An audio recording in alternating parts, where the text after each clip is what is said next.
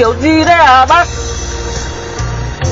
Bác đi kiểu gì mà đi kiểu quanh, nhưng mà sao anh quanh kiểu này được? Ôi giời. Trời. Mình xin lỗi bạn nhé. Sao ông ấy lại đi quanh ngược chiều cái kiểu mà quanh không thèm nhìn nữa.